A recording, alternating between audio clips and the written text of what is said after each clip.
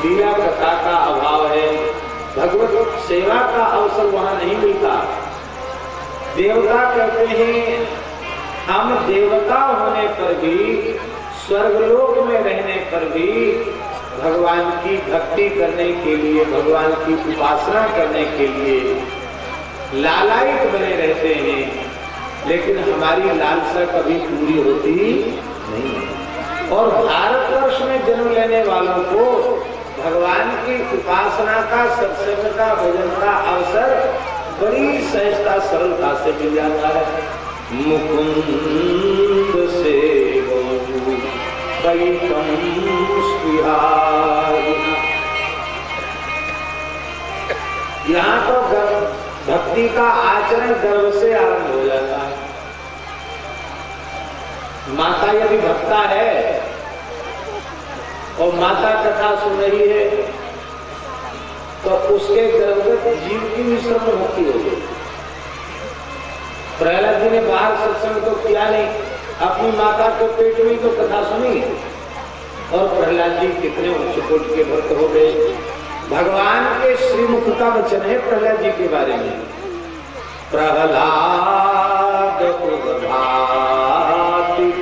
यथोदुपक्के।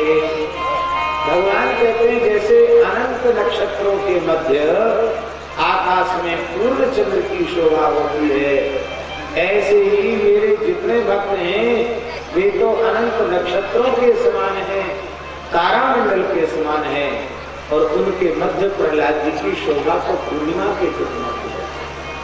आकाश में जैसे पूर्ण चंद्र की शोभा होती है। महाराज जी ठाकुर जी कहते प्रहलाद मेरे रिश्ते की शोभा, गर्भ में कथा सुनकर भक्त हो गए। आप सोचिए,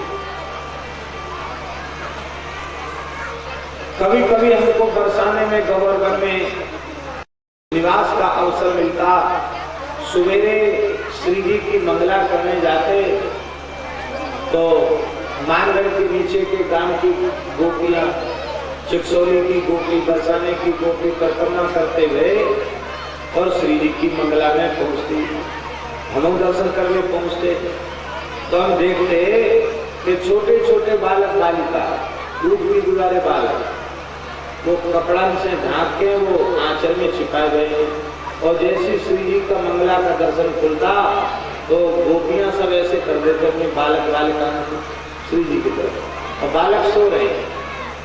हमारे मन में आता है कि देखो ये ब्रजवासी कितने भाग्यशाली हैं, भले ये तो सोए छोटे बालक हैं, पर श्री जी की बड़ी बड़ी आंख, उस दृष्टि, करुणा भरी दृष्टि इन जीवों पर पड़ रही है, उनको आरती मिल रही है, उनको चरणामृत मिल रहा है, श्री जी की देवी पर उनको मस्तक झुकाकर प्रणाम करवा रही है। कोई संत मिल गए तो बाबा यार आशीर्वाद दे, प्रणाम करवा रही है। अब बालकों को क्या पता है कि भगवान कौन है और भगत कौन है। तो ऐसा पवित्र देश है जहाँ गर्भ से और जन्म से भक्ति का आरंभ हो जाता है। इसलिए नयत्र वैकुंठ कथा सुधा पदा न साधवो भागवतास्तदाश्रया न यत्र यज्ञेश मखामहोत्सवा सुरेश लोको विनवैः ससेव्यता। जहां भगवान की कथा सुधा गंगा नहीं बह रही है, जहां तन प्राण से जीव के परम हित में लगे रहने वाले, अनन्य भाव से भगवदाश्रित रहने वाले संत महापुरुष वैष्णव जहां निवास नहीं करते, जहां यज्ञ नहीं होते, जहां श्री रामनवमी, जानकी नवमी, जन्माष्टमी, राधाष्टमी, होली आदि के महोत्सव नहीं होते, देवता कह रहे भले ही वो इंद्र का ही लोग क्यों न हो, वो रहने की योग्य नहीं है, भारत की धरती रहने की। आज हम विचार कर रहे थे यहाँ आने के बाद कि हमारे पूर्वज संत वे कैसे कैसे क्षेत्रों में आकर के और कैसी कैसी परिस्थितियों में वे रह गए। आप लोग बताओ, आप सब क्षेत्रीय जनता के लोग यहाँ बैठे हो, परम पूज्य सद्गुरुदेव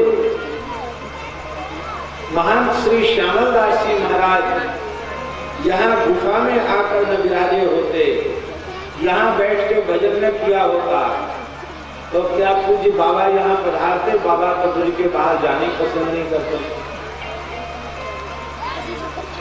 और बाबा नहीं विराजते तो क्या सियावर दास जी यहाँ रहते, सेवा संभालते? ये भी नहीं रहते। अब मान लो ये भी नहीं रहते तो रास बिहारी यहाँ पधारते? बोलो, इतने संत महापुरुष यहाँ आते, कथा कीर्तन होता, तो आज इस क्षेत्र में, बड़ा दुर्गम क्षेत्र महाराज, हमको तो 1 घंटा तो यहाँ घूमने में भटक गए, इस क्षेत्र में भटक गए। कई लोगों से पूछा कि यहाँ कहीं यज्ञ हो रहा है, बोले कि यज्ञ तो नहीं हो रहा, नाम ही भूल गए। अब कुछ का कुछ नाम पूछ रहे थे तो पता कैसे सही मिले, पर ठाकुर जी की दया से पहुंच गए। तो एक महापुरुष ने यहाँ बैठकर भजन किया, उसकी ये महिमा है कि उनके काल में आपको सत्संग मिला, और उनके ठाकुर जी की नित्य लीला में विराजमान होने के बाद भी 30 वर्ष होने पर भी आपको प्रतिवर्ष सत्संग मिला। ये महापुरुष की कृपा। ठाकुर जी से कभी कुछ मत मांगो। क्यों? इसलिए मत मांगो कि जो उदार चक्र चूड़ामणि अपने आप को न्यौछावर कर देने के लिए तैयार खड़े हैं, अपने आप को लुटा देने के लिए तैयार खड़े हैं, उनसे कुछ याचना करना उनकी उदारता को संकुचित कर देने के लिए। अगर सब कुछ देना चाहते, सर्वस्व देना चाहते हैं, उनको कहो ये दे दो, तो एक प्रकार से हमने उनकी उदारता को प्रतिबंधित कर दिया। कभी कुछ मत मांगो, कहने की भी आवश्यकता नहीं, क्योंकि प्रभु जानत सब बिनहि जनाए, कहु कवन सीधी लोक रिझाए, प्रभु जानत। वे सर्वाज्ञ हैं, सर्वांतर्यामी हैं, सब कुछ जानते हैं। जनाने की आवश्यकता नहीं, मांगने की आवश्यकता नहीं। मलुकदास जी महाराज ने तो यहाँ तक कहा,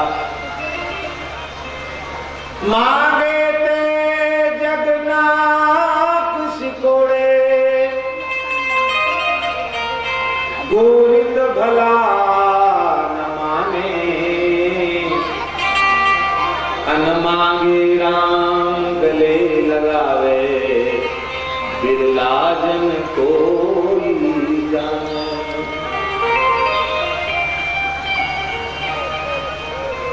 हमारा स्वामी जी से बड़ा प्रेम है। वो प्रेम तभी तक रहेगा जब तक हम इनसे कुछ मांगते नहीं। एक बार मांगे, चलो भाई बाबा मांग रहे हो दे दो, और बार बार जब सामने पड़ी तभी मांगने लग जाए तो कथनचित काऊ वृंदावन में गली में कहीं मिल गए, देखेंगे बाबा आ रहे हैं तो ये दूसरी गली में चुप जाएंगे, पता नहीं आज कहाँ मांगे।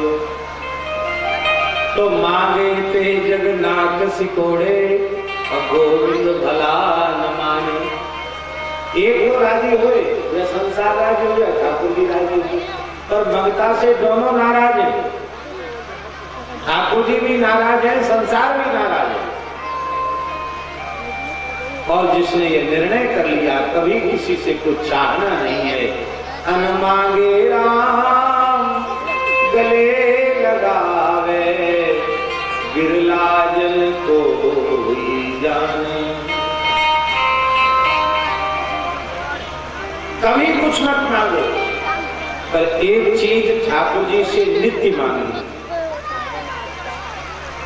कभी कुछ चाहना नहीं है, न संसार से चाहिए न ठाकुर जी से चाहिए, पर एक चीज ठाकुर जी से रोज मांगनी है।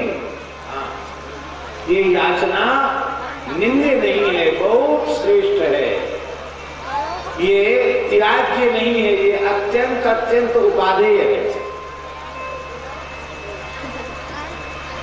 क्यों उपादेय? इसकी उपादेयता में हेतु क्या है? हेतु ये है कि ठाकुर जी निष्कामता का वर्णन कर रहे हैं और याचना करने की बात स्वयं अपने श्रीमुख से कह रहे हैं। भगवान कह रहे हैं कि हे देवहूति माता, अनिमित्ता भागवती भक्ति सिद्धेर गरीयसी जरियत्यासुया कोशम निर्विघ्न मनलो यथा। भगवान कपिल कह रहे हैं माता जी, जैसे जंग खाई हुई धातु धधकती हुई अग्नि में डाल देने पर शुद्ध हो जाती है, उसकी जंग